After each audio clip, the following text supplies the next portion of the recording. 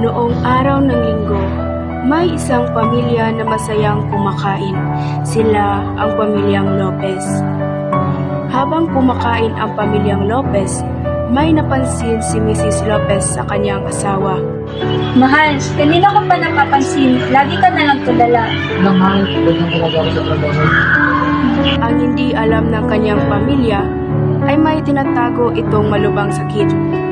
Habang umiinom ng tubig si Mr. Lopez, ay bigla siyang nagsuka ng dugo, nahilo at nawala ng malay. Nakita siya ng kanyang asawa na kakauwi pa lamang galing sa palengke. Nataranta si Mrs. Lopez sa kanyang nakita. Mahal, mga anak! Tulungan niyo ako dito! Lahat tayo dito na tulong sa mga kapitbahay. Mahal! Bilisan niyo!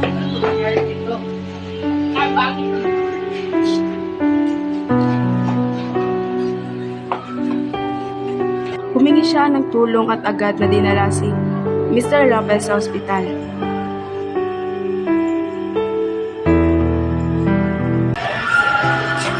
Good morning, Mrs. Lopez. Pinapatawag ko kayo ng doctors. Mahal po.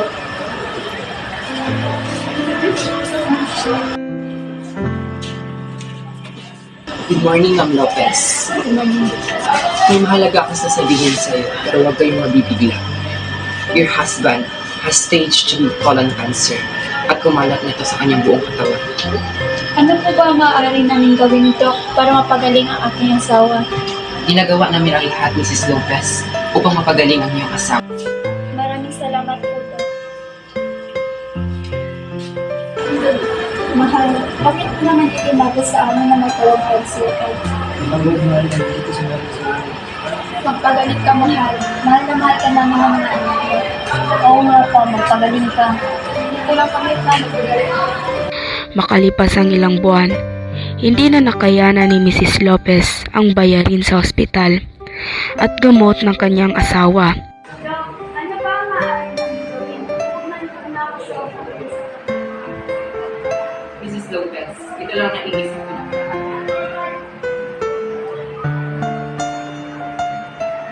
Dito na siya. At para mas lalo maunawaan mo yung dination, Mrs. Lopez, ito. Pinag-isipan ni Mrs. Lopez ang inirekomenda sa kanya ng doktor ng paulit-ulit. Kinausap niya ang kanyang mga anak patungkol dito. Pinag-isipan ko ito ng maigi. Ito ang naging opinion ng doktor at ng physician. Basahin mo. Ano? Passive euthanasia? Hindi ka na mawayag man. Pero mga anak, walang pero ma. Hindi kami pambayad ni ate. Ito na lang kasi natatangin para ng mga anak. Nagsimula na ang pagturok ng gamot sa kanyang asawa na si Mr. Lopez. Di ba nga ito ang iyong gusto? O ito'y lilisan na ako. Mating na ang araw na tumalab na ang gamot kay Mr. Lopez.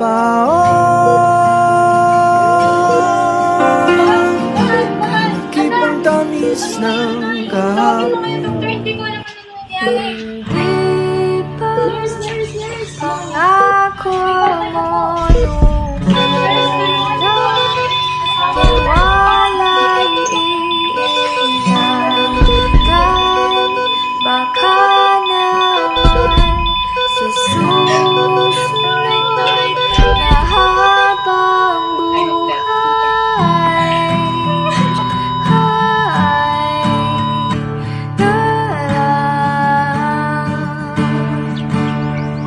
Halika na, anak.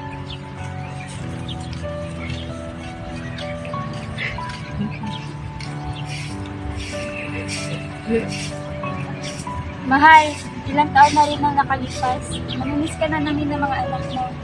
Oo nga pa, kung nasan ka man ngayon, sana maging masaya ka. Namimiss ka na namin ba? Kaya na mga anak. Alis na kami.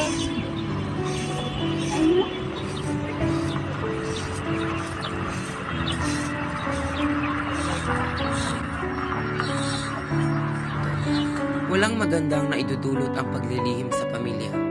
Bagkus kapahamakan lamang ang kahinatnan nito. Maging bukas sa pagsabi ng totoo, upang ang bunga nito ay hindi kapahamakan, kundi kabutihan.